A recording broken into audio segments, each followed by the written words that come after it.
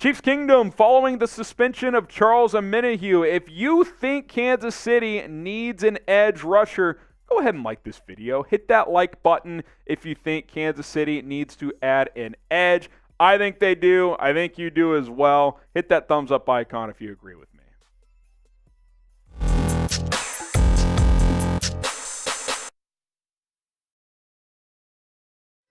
On today's show, we're going to take a look at some Charles Omenihu replacements. He, of course, has been suspended for 6 games for violating the league's personal conduct policy. Who could Brett Veach add to replace him, at least to start the year, and further enhance this defensive line for even when he comes back? I still think there's players on the open market that can do so.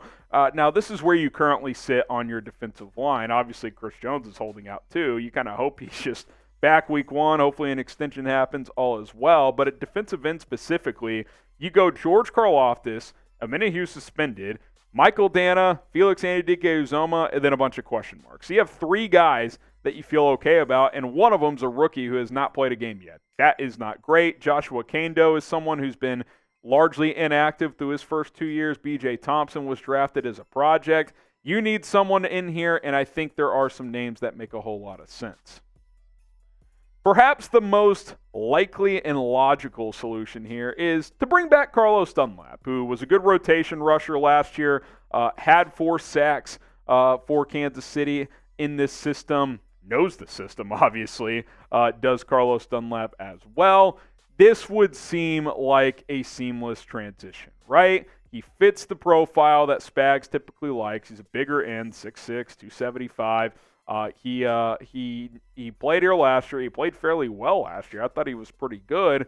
And it's not going to cost you a ton of money, I don't think. This feels most likely, right? Like, what am I missing here? Like, I'm almost surprised this hasn't happened already. Like, I think that bringing in Carlos Dunlap is just logical. He wants to play another season. He's said he would like to return to the Chiefs. And now your big free agent edge rusher is suspended for 6 games. Go bring him back. There's really no reason not to do it if you are Brett Veach in this front office. What say you? Should the Chiefs re-sign Carlos Dunlap? Type Y for yes, or you can type in for no.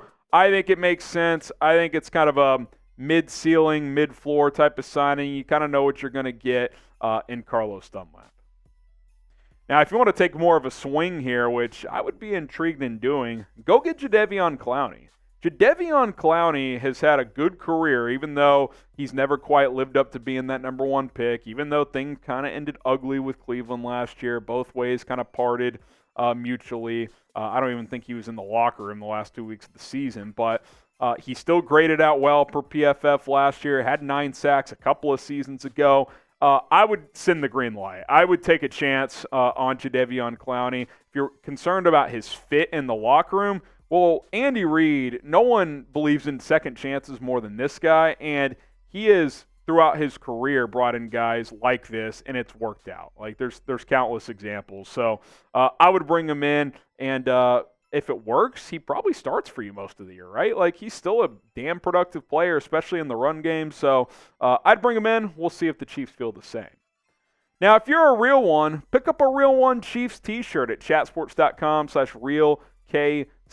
Perfect gear for the upcoming season for you guys. And even if you already have one, pick one for a friend. You can stash it for a Christmas present, whatever. Chatsports.com/realkc.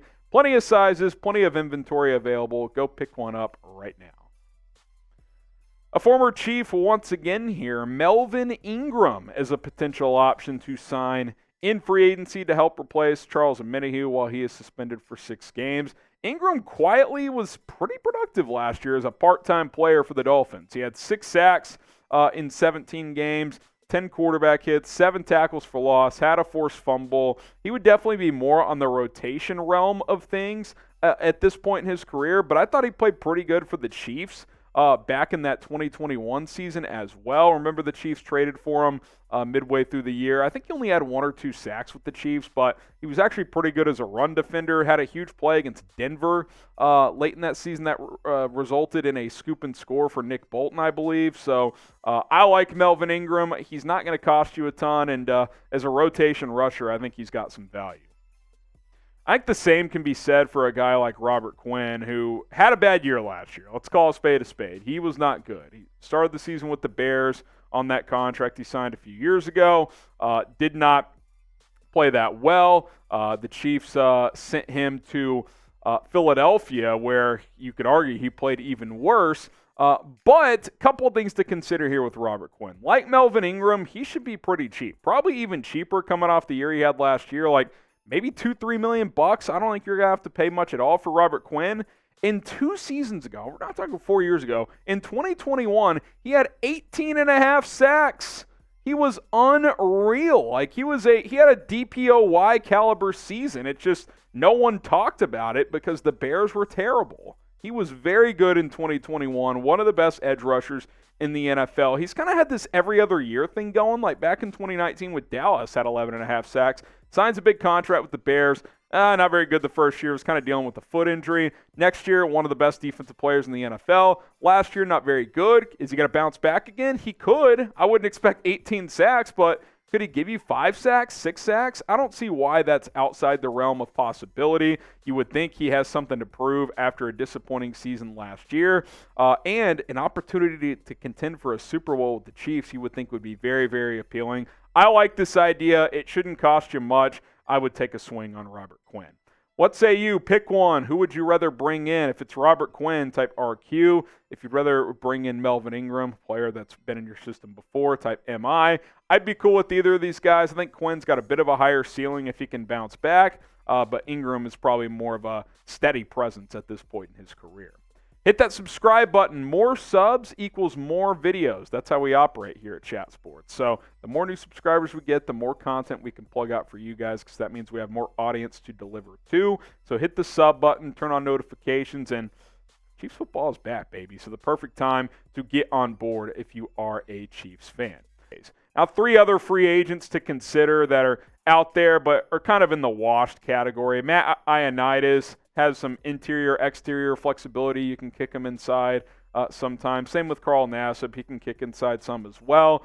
Jason Pierre-Paul is pretty washed. He's a name, but he is not close to what he once was. Like, he was okay with Baltimore last year, but I would not expect much out of him whatsoever if you bring him in. So if you want to go like the vet minimum, cheaper route and just see if they've got anything left in the tank, that's kind of what this list is. But the previous 5, and especially the previous 4, the first 4 I mentioned, those are players that I think could actually come in and give you a little something.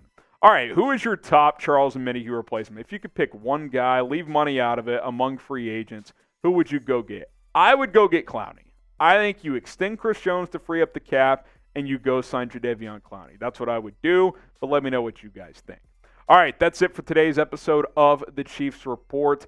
Again, get the comment section flowing. Let us know how you feel about the edge position, and don't forget to subscribe as we have more coverage.